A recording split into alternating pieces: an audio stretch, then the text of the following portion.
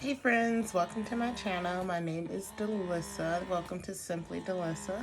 If you are not subscribed to my channel, hit the subscribe button and like this video and hit the bell notification to be notified when I'm updating new videos. So in this video, I will actually be doing a cooking video. Sorry, I am pumping, so I'm trying out this new pump to see how it's working. It's a little loud, but not as bad. But anyways, I will be cooking today Swedish meatballs.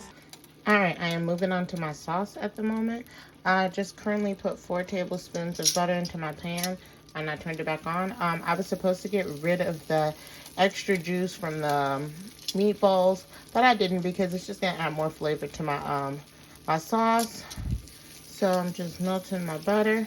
And then I will be throwing in, since I put 4 tablespoons of butter in, I will be throwing in possibly 3 to 4 tablespoons of butter to create a roux. And a roux is just basically butter and equal parts butter, equal parts flour mixed together to thicken my sauce up. Or I could possibly use cornstarch, but I'm not a big fan of using cornstarch in my sauces. I just prefer to use the butter and flour. So now that that's melting, I'm just going to let my butter bubble up a little bit more and just get all browned and delicious. So I'm just going to take a second for that. You'll probably just see me kind of like dump the flour in, and that's only because I'm not really going to do a proper measurement because I know how much it is. But if you want to, you can use a measuring spoon and actually measure out. Give me 1 second while I get my flour. You will assume I would make the meatballs from scratch, but no, I am a mom and I'm on a time limit. And yeah, so I already got meatballs that were pre-rolled, pre-packaged. So I just have to cook them. So I have 2 packs of meatballs because I'm making enough for me and my brother. 2 packs of meatballs. They were at Jewel and they were buy one, get one free. So I did that. That's the meatball portion. So from the sauce, I am going to need heavy whipping cream, Dijon mustard, Worcestershire sauce, salt and pepper. You're supposed to use beef broth. I don't like to purchase broths most times. I usually buy the cubes and then flavor the water with the cubes. So it's usually 1 cube per 8 ounces of water. So I'm going to need 2 cubes and 16 ounces of water because I need 2 cups of water. And then egg noodles to go with it. So I'm about to throw these in the boiling water. So I'm going to get started by sauteing up my meatballs. So I would get those until those are mostly almost done cooking because then they're going to finish cooking in the sauce and I don't want them to be overdone or too tough. So we're going to start with those in a pan with a little olive oil and butter because I just always like to put butter in everything. So we're going to start with those and then we are going to keep going and then start working on our sauce. Okay, I got my meatballs in the pan and I'm just going to season them quickly with a little salt and pepper. It says they were pre-seasoned, but I just still like to have my salt and pepper touch to it. And then I'm just going to let these cook for a while until they're pretty much close to done. And while that's going, I am going to pour my bag of noodles into my water.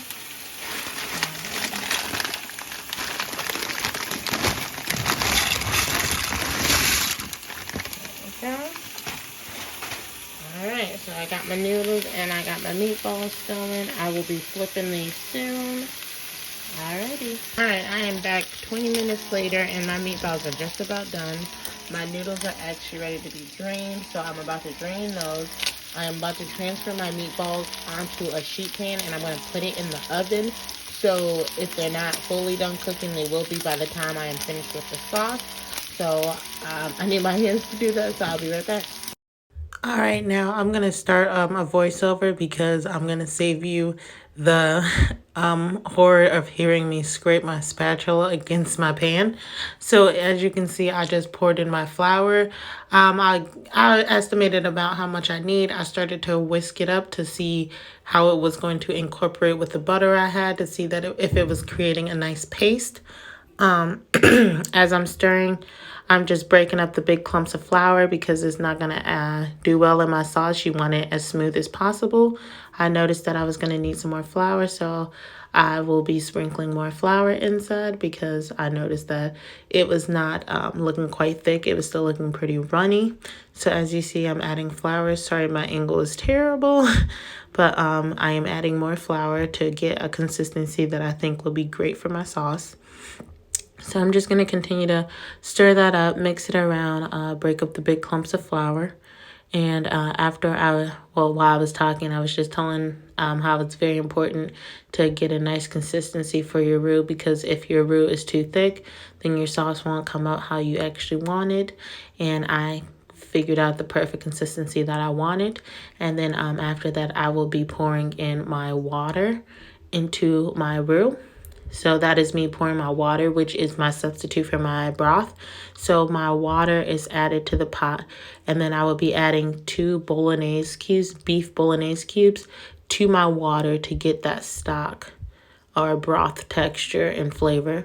So right now I'm just using that water that I poured in to get everything that was stuck to the bottom of the pan up.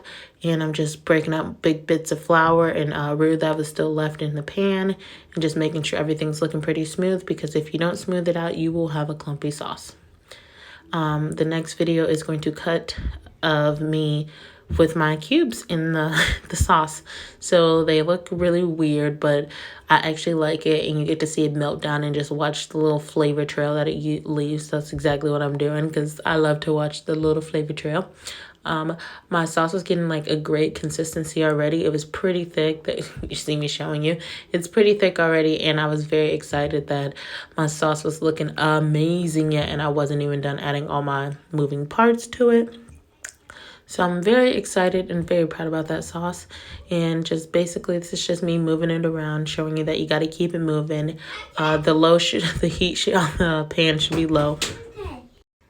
So this is just me continuing to stir and making sure my heat is low, because I don't want my sauce to burn early. So I believe I have the heat on like a 4, because I do have an electric stove. So 4 setting, but if you have a gas stove, it should be like medium low, not too low. You want like enough heat where you're actually able to make your cubes melt and not just sit there and just have your little squares of flavors in there. So make sure it has enough heat where you can melt down your cubes. Or if you have stock, this does not pertain to you, or your broth, this information does not pertain to you, because when you pour the liquid, you just got to make sure that it is not over boiling, and you don't want to burn your sauce, or you don't want to boil it too heavily, because then that can ruin your sauce awesome. So now you are going to see me pour in my heavy cream, and I poured in a little bit over a cup of heavy cream into my sauce, because I actually like my sauces a little more creamy than most people would. So this is just me talking about how I might have to turn my heat down some, because I'm getting way too many bubbles. So right before I pour my cream in, I turned the heat down just a tad bit. And there I am adding my beautiful, lovely heavy cream into my sauce. My sauce was already at a great consistency, so this is just going to make it even better and creamier. So I'm just stirring that in, and I'm saving you from listening to my spatula scrape against my pan. It didn't dawn on me how annoying that sound was until I was watching the video back, and I was just like, oh my gosh, I cannot make someone listen to that. It is just terrible and tragic. So I'm just whisking up my sauce, making sure my cream is incorporated.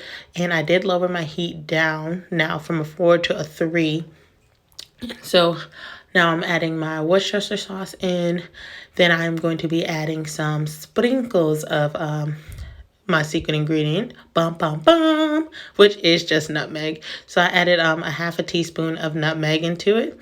And then I added my favorite part, the Dijon mustard. I added about like 3 squirts, because I really enjoy mustard and the flavor of mustard. If you do not have Dijon mustard, you may also use mustard powder. That is a good substitute if you are not too crazy on the mustard taste. It won't be as strong, but it will give it a nice hint of mustardiness.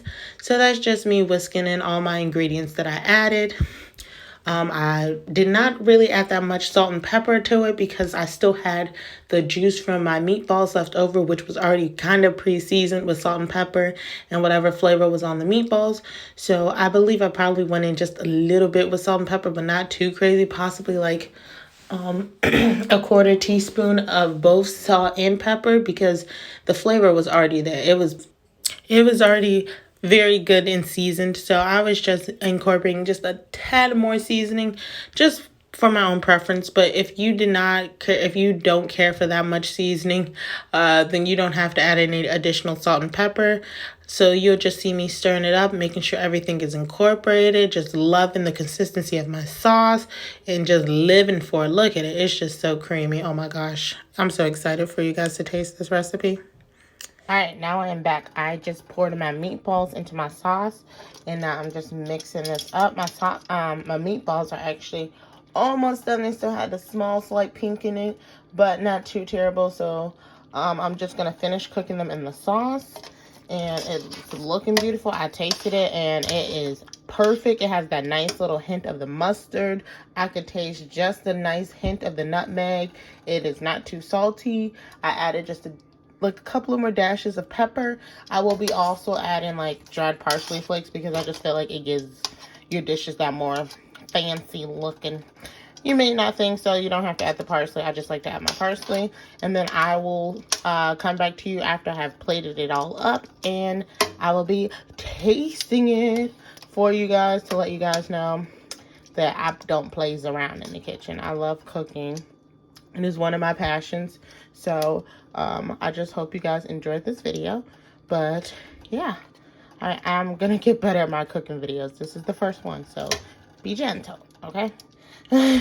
So I will be back after I let these simmer. I have the heat on like 4 if you have an electric stove. If you don't, if you have a gas, just have it towards like a small simmer. You don't want too many bubbles. Right now I'm seeing actually too many bubbles, so I'm actually gonna turn it down even lower to probably like 3. So I just want it nice and simmery to get my meatballs cooked just almost the way through, because the sauce is the sauce is quite hot, so the sauce is also going to cook it, so I don't really need that much heat. All right, I'll be back with you guys later.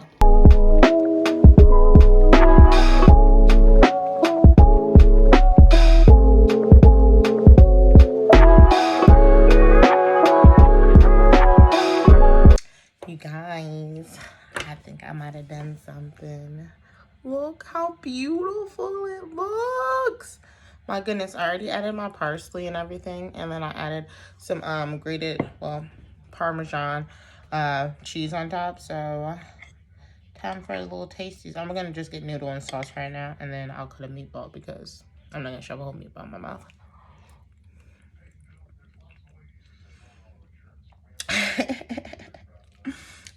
Yes, delicious, amazing. Okay, let me get a meatball. Okay, no, okay,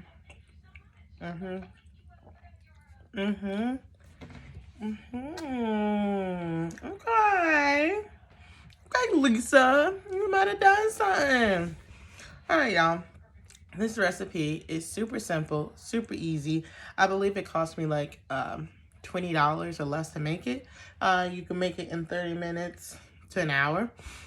So if you are busy, this is a good recipe. It's simple, it's easy, it's very light on dishes because I already washed enough bottles. I don't need to be washing dishes. I used a pot to boil the noodles. I used one pan to cook the meatballs, and then I put my sauce in that one too. And just the pan that I put the meatballs in the oven. But this is a hit, y'all. I will put the I'll put the recipe in the description box below. But I'm about to put a hurting on this plate, y'all. It's really good. The most expensive thing I believe I bought for the recipe was the meatballs. The meatballs were actually like $6.50, but they were buy one get one free, so I got 1 pack free, so it was $6.50 for both of them. The heavy cream was like possibly $4. My Parmesan cheese was $2 because I don't get the really fancy one in the cheese department in the front. I get the one by the packaged cheese. You can get a Parmesan blend, and I usually get that one because it's cheaper and I use it quicker than that tub, and I always let that one mold, so I stopped doing that. Or if you want it to be frugal on your money, it might cost a little bit more, but if you get the wedge of cheese and just grate off what you need or shred whatever you need, that works too, and the wedges actually last a little bit longer.